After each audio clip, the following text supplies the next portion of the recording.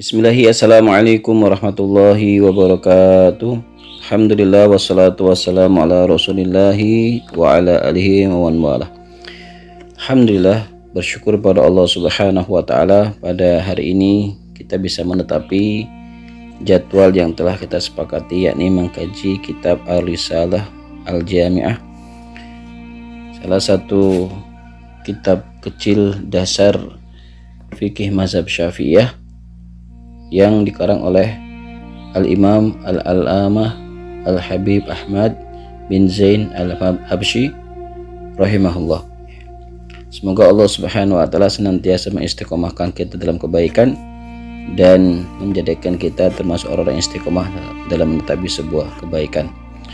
Salawat dan salam semoga senantiasa tercurahkan pada Nabiullah Muhammad sallallahu alaihi wa ala alihi wasallam, pada keluarga, sahabat, tabi'in dan tabi'ut tabi'in serta orang yang istiqomah menjalankan sunnah-sunnah beliau hingga yaumil qiyamah.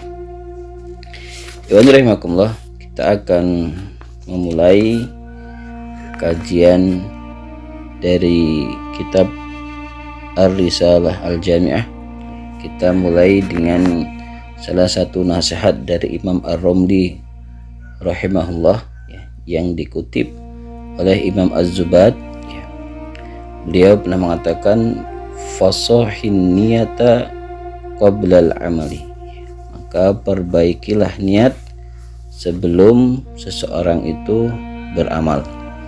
Dalam kitab Tazkiratus Sami, Ibnu Jama'ah menyebutkan 7 niatan atau 7 keutamaan dari mencari ilmu. Yang pertama, mencari ridha Allah subhanahu wa ta'ala.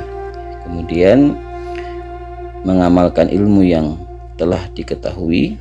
Yang ketiga, menghidupkan ilmu. Yang keempat, menerangi hati. Yang kelima, menghiasi batin. Kemudian yang keenam, agar kita dekat dengan Allah di hari pertemuan nanti atau hari kiamat. Kemudian yang ketujuh, agar mendapat ridho dan keutamaan yang besar. Iwan rahimakumullah, kita akan menyampaikan biodata dari Al-Imam Al-Allamah Al-Habib Ahmad bin Zain Al-Habsyi. Beliau lahir di daerah kota namanya Ghurfah. Ghurfah ini sebuah kota di daerah Hadramaut, Hadramaut di daerah Yaman. Kitab Ar-Risalah Al-Jami'ah ini termasuk dalam kategori kitab yang kecil karena beliau punya kitab yang cukup besar yang bernama As-Safinah Al-Kubra sebanyak 20 jilid yang berisi tentang hadis, adab, bahkan atib atau pengobatan. Beliau sendiri wafat pada hari Jumat sore 19 Sya'ban 1145 Hijriah di kota Hauta Hadramaut. Selama hidupnya beliau ini terkenal banyak sekali membangun masjid paling tidak yang tercatat ada 10 masjid yang beliau bangun dari awal hingga selesai, dan banyak masjid yang direnovasi karena butuh perbaikan.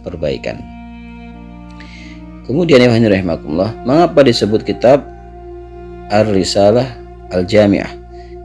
Disebutkan di sana karena dalam kitab ini mencakup 3 hal. Pertama, masalah akidah. Kemudian yang kedua, mencakup masalah fiqih. Kemudian yang ketiga adalah tazkiyatun nufus atau akhlak atau adab. Setiap kitab itu ada fannya atau disebut dengan al-mabadi' al-asyrah, 10 pondasi dasar dari sebuah buku Yang pertama adalah al-had, ya, definisi, kemudian al-maudu, ya, judul atau ruang lingkup dari kajiannya, kemudian as-samarah, ya, manfaat dari mengkajinya, ya, nisbah, ya, perbandingan atau hubungan dengan kitab lain, fadl, ya, keistimewaan dari buku ini, al-wadi, ya, memulai atau sebagai perintis, al-ismu, ya, sebutan resmi untuk kitab ini, ya, kemudian istimdad, ya, sumber kajian, al-hukmu, ya, hukum, dan yang terakhir adalah pokok-pokok yang dikaji dalam buku ini. Disebutkan oleh Syekh Muhammad bin Ali As-Safwan dalam kitabnya Al-Lughah, ya. Barang siapa yang menguasai 10 cabang ini, ya, maka dia akan mulia. Taib, ini rahimakumullah. Lalu kita masuk pada pembahasan tentang apa itu fikih. Fikih itu secara bahasa al-fahmu, ya, yang bermakna faham atau kefahaman. Ya, secara istilah adalah al-ilmu bil ahkami syar'iyyati al-amaliyati al-muhtasababu min adillati at-tafsiliyah. Al-muhtasab min adillatiha at-tafsiliyah. Ilmu tentang hukum syar'i yang sifatnya terapan, ya, yang diraih dari dalil-dalil terperinci. Ya, jadi kenapa disebut dalil terperinci? Karena sebelum para ulama melakukan sebuah hukum, yang melakukan sebuah keputusan hukum, mereka melakukan istiqra atau menganalisis hukum yang ada. Kemudian yang berikutnya, objek dari maudhu, yakni af'alul mukallaf, ya. Af'alul mukallaf atau orang yang terkena beban syariat. Yang pertama adalah al-aqil, ya. Dia orang yang berakal. Kemudian al-balighu, ya. Dia orang yang balik. Kemudian yang berikutnya adalah orang yang telah sampai dakwah kepada mereka. Berikutnya tentang hukum mukallaf, ya, hukum seseorang yang terbebani sebuah syariat. Yang pertama ada yang berhukum wajib, yang kedua sunnah, yang ketiga adalah mubah, yang keempat itu makruh, yang kelima adalah haram, yang keenam adalah as-sihah, ya, atau benar atau baik, yang ketujuh adalah al-fasad atau buruk. Kemudian manfaat dari ilmu fikih itu atau samrahnya adalah imtisalu awamirillahi wajtinabu nawahihi, ya, kita mengetahui hukum syariat, ya, agar bisa melaksanakan perintah Allah dan menjauhi larangannya, ya, sehingga tercapai maslahat, ya, atau kebaikan di dunia dan akhirat. Dan ilmu fikih ini termasuk ilmu syariat, ya, sehingga dia berkaitan dengan ilmu yang lainnya dan saling menguatkan. Kemudian manfaat dari belajar fikih adalah kita teringat dengan firman Allah Subhanahu wa taala dalam surat At-Taubah, surat yang ke-9 ayat 122.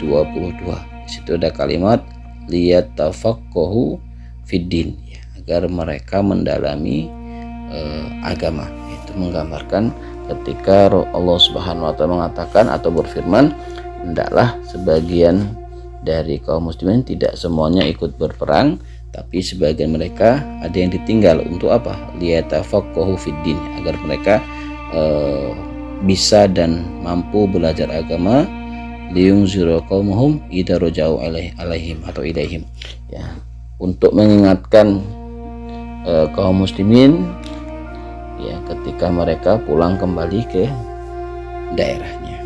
Kemudian Rasul bersabda, man yuridillahu bihi khairan yufaqihu fiddin, ya, barang siapa yang dikehendaki Allah kebaikan, Allah akan memudahkan dia, memahamkan dia dalam perkara ilmu agama.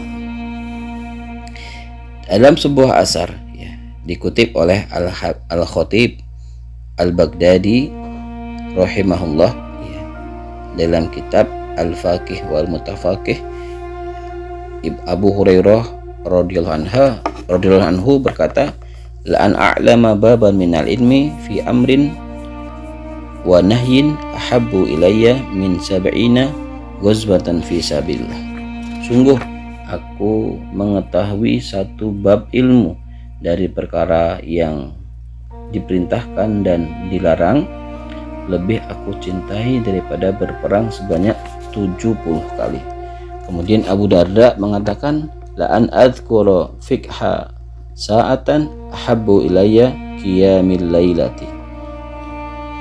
Tidaklah aku berfikir tentang satu bab fikih sebentar saja, lebih aku cintai daripada sholat satu malam suntuk. Wallahu a'lam bishawab. Semoga Allah Subhanahu wa taala senantiasa mengistiqomahkan diri kita dalam kebaikan. Yang terakhir, siapakah yang menggagas fikih itu? Yang tentu kita pahami, yang pertama Abu Hurairah atau Abu Hanifah, An-Nu'man bin Sabit. Kemudian Imam Malik, kemudian Imam Syafi'i, Imam Ahmad rahimahumullah ya. Mereka inilah orang-orang yang dasari ya, atau penggagas dari kitab fikih ya, membahas tentang fikih sehingga memudahkan kita untuk bisa memahami fikih yang ada.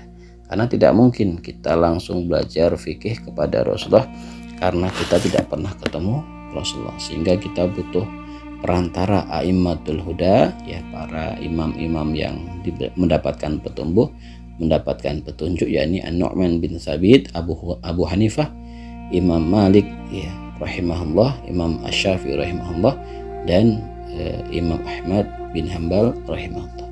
Semoga Allah Subhanahu wa taala menempatkan mereka di surganya. Amin ya rabbal alamin. Barakallahu fikum. Assalamualaikum warahmatullahi wabarakatuh.